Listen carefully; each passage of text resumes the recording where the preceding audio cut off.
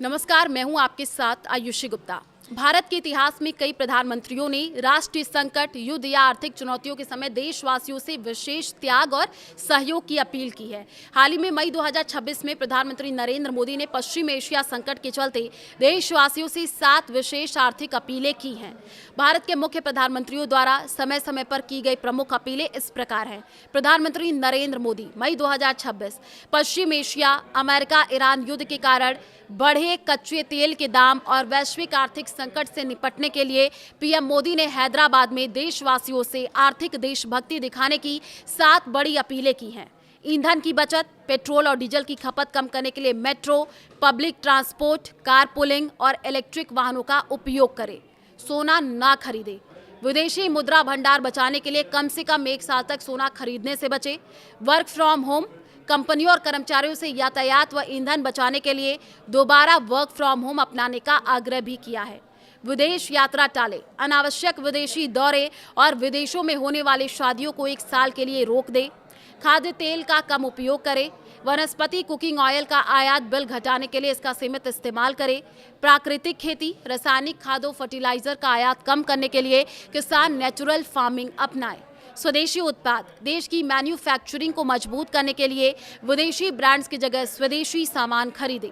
इससे पहले उन्होंने 2015 में अमीरों से एलपीजी सब्सिडी छोड़ने और 2020 में कोविड-19 के दौरान जनता कर्फ्यू लगाने की अपील की थी।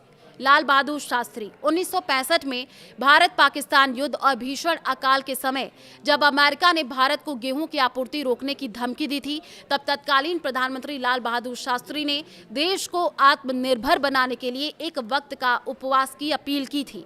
लाल बहादुर शास्त्री ने देशवासियों से हफ्ते में 1 दिन भोजन त्यागने की अपील की ताकि अनाज बचाया जा सके। इसे जनता ने शास्त्री व्रत के रूप में अपनाया और सोमवार की शाम देश के होटल ढाबे तक बंद रहने लग गए। जय जवान जय किसान। देश के किसानों और सैनिकों में जोश भरने के लिए उन्होंने ये ऐतिहासिक नारा दिया था। शादियों में सादगी, अनाज की बर्बादी रोकने के लिए उन्होंने विवाह समारोह में मेहमानों की सूची सीमित रखने की अपील भी की थी। जवाहरलाल नेहरू 1962 में भारत चीन युद्ध के समय देश गंभीर आर्थिक और सैन्य संकट में था। सोना दान करने की अपील। नेहरू जी ने सोना के लिए विदेशी हथियार संसाधन जुटाने हेतु देश की जनता से सोना और धन दान करने की भावुक अपील भी की थी। उनकी इस अपील पर देश की महिलाओं ने अपने गहने तक राष्ट्रीय रक्षा कोष में दान कर दिए थे। इंदिरा गांधी 1971 और से 75, 1971 के बांग्लादेश मुक्ति युद्ध के समय इंदिरा गांधी ने देश के संसाधनों को बचाने और फिजूल खर्ची रोकने की अपील की थी। आर्थिक अनुशासन 1975 में आपातकाल के दौरान उन्होंने आर्थिक स्थिरता बनाए रखने के लिए नागरिकों से अनुशासन और सरकारी स्तर पर खर्चों में कटौती की अपील की थी। मनमोहन सिंह की अपील थी 2008 से 2009 में आए वैश्विक वित्तीय संकट और बढ़ती महंगाई के दौरान तत्कालीन प्रधानमंत्री डॉक्टर मनमोहन सिंह ने अपने कैबिनेट के मंत्री और सरकारी अधिकारियों से हवाई यात्राओं में इकोनॉमिक क्लास का उपयोग करने, सादगीपूर्ण जीवन अपनाने की अपील की थी ताकि सरकारी खजाने पर बोझ कम हो।